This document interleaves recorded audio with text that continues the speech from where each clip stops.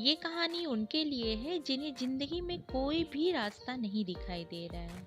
आवाज ऊंची हो तो कुछ लोग सुनते हैं, लेकिन दोस्त अगर बात ऊंची हो तो सारी दुनिया आपकी बात सुनेगी। हेलो फ्रेंड्स, मैं अनु आज एक छोटी सी कहानी लेके आई हूँ आप सभी के लिए।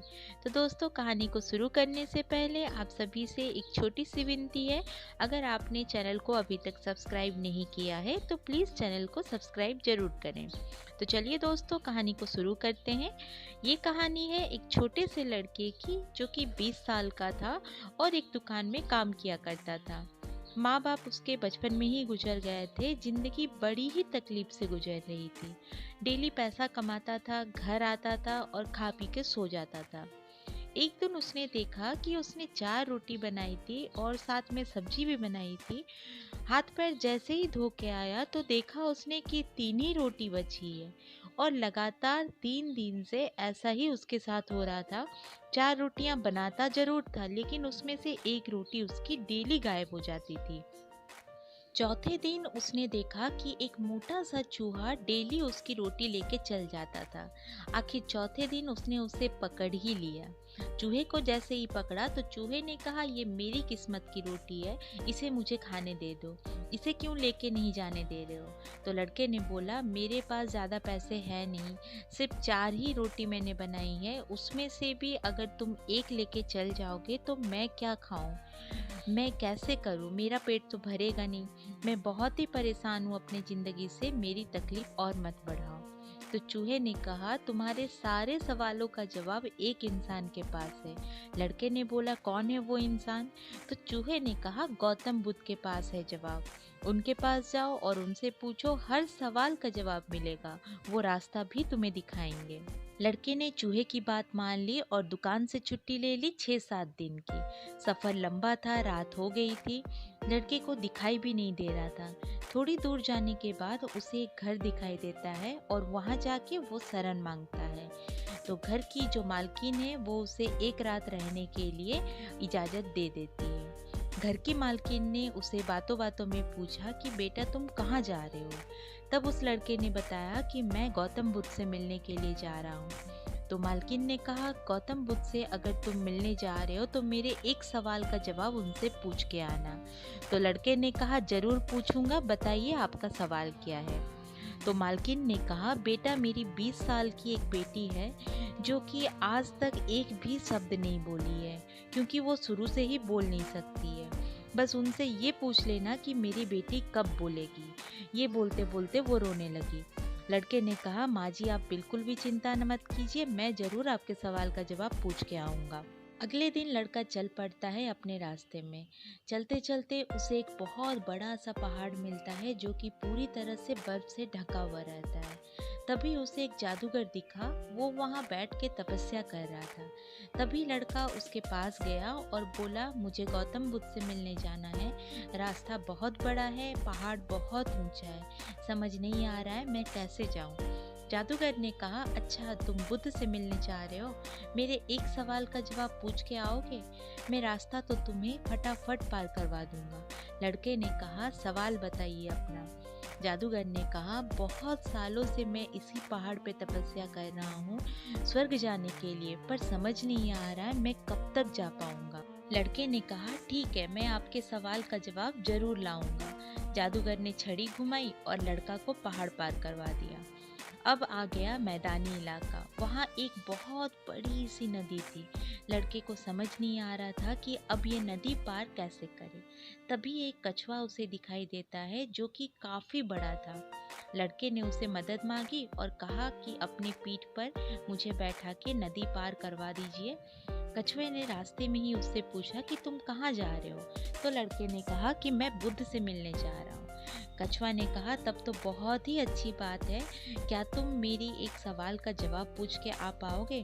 तो लड़के ने कहा, हाँ बताइए। कछुए ने कहा कि मैं 500 सालों से इसी नदी पे हूँ और ड्रैगन बनने की कोशिश कर रहा हूँ, पर कब तक मैं बन पाऊंगा, ये बस पूछ के आना। लड़के ने कहा, बिल्कुल मैं पूछ के आऊंगा। लड़के पहुंच चुका था आश्रम में। प्रवचन चल रहा था। फिर प्रवचन खत्म भी हो गया।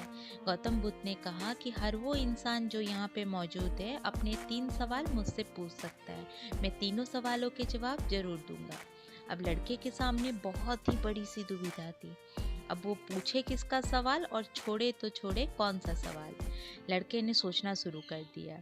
सामने उस घर की महिला का सवाल था जो कि अपनी 20 साल की बेटी के लिए बहुत परेशान थी।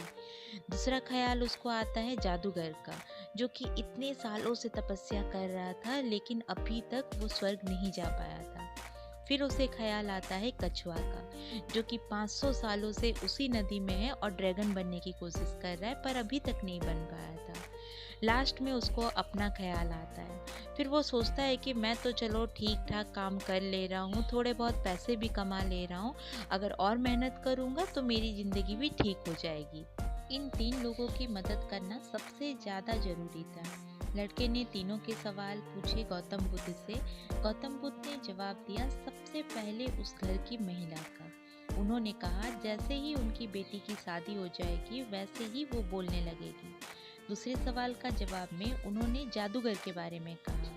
जिस दिन वो जादूगर अपनी छड़ी छोड़ देगा उसी दिन ही वो स्वर्ग चला जाएगा। तीसरे सवाल का जवाब देते हुए गौतम बुद्ध ने कहा कि जिस दिन कछुआ अपना कवच उतार देगा उसी दिन ही वो ड्रैगन बन जाएगा। लड़के ने बुद्ध को प्रणाम किया और वो वहां से चल दिया। रास्ते में कछुआ मिला। कछुए से कहा कि कछुआ तुम अपना कवच जो है वो उतार दो, तब तुम ड्रैगन बन जाओगे। कछुए ने जैसे ही अपना कवच उतारा तो मोती ही मोती निकलने लगे। कछुए ने कहा मोती का क्या जरूरत है मुझे, तुम ले जाओ, और कछुआ ड्रैगन बन गया। आगे गया तो जादूगर मिलता है। गौतम बुद्ध की कही हुई बातें उसने जादूगर से कहा कि भाई छड़ी का तुम त्याग कर दो, तुम स्वर्ग चले जाओगे। तभी जादूगर ने कहा छड़ी तुम रख लो, मैं स्वर्ग चला जाऊंगा। जादूगर स्वर्ग चला जाता है। अब लड़का पहुंचा उस घर में और मालकिन से कहा जिस दिन आपकी बेटी की शादी हो जाएगी उसी दिन ही ये बोलना शुरू कर देगी। उन्होंने कहा दूल्हा तो मुझे मिल ही गया है, तुमसे अच्छा तो और कोई हो ही नहीं सकता है मेरी बेटी के लिए। दोनों की शादी हो गई। जिस दिन शादी हुई लड़की ने सबसे पहली बात यही कहा कि आप तो वही इंसान हो जो कि उस दिन रात में हमारे घर में आके रुके थे। लड़की ने बोलना शुरू कर दिया। लड़के को सब कुछ मिल चुका था, मोती ही मोती यानी कि पैसा ही पैसा था उसके पास। जादूगर की दी हुई छड़ी थी उसके पास जिससे कि वो दुनिया की हर वो खुशी खरीद सकता था जो कि वो चाहे। तीसरी बात है उसकी शादी हो चुकी थी। जिंदगी अब पूरी तरह से सेटल हो चुकी थी उसकी, वो भी सिर्फ इसलिए दोस्तों क्योंकि उसने त्याग किया था अपने सवालों का। दोस्तों एक जहाज जब किनारे में होता है तो वो पूरी तरह से सेफ रहता है, पर अगर उसे दूसरे किनारे में जाना है तो उसे हर वो लहर का सामना करना पड़ता है जो उसके सामने में आता है। ये छोटी सी कहानी लाइफ में बहुत कुछ सिखा जाती है। अगर आप कुछ कमाल करना चाहते हैं तो त्याग कीजिए अपनी उन बुरी आदतों का, आलस्य का, और ज़रूरतमंद की मदद करना शुरू कर दीजिए। देखिएगा आपकी लाइफ किस तरह से करवट बदलती है।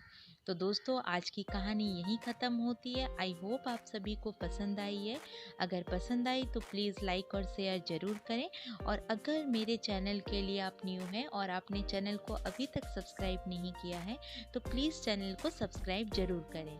तो मिलती हूँ अपने अगले वीडियो पे, तब तक अपना ख्याल रखिएगा, अच्छे से रहिएगा। Bye bye, take care.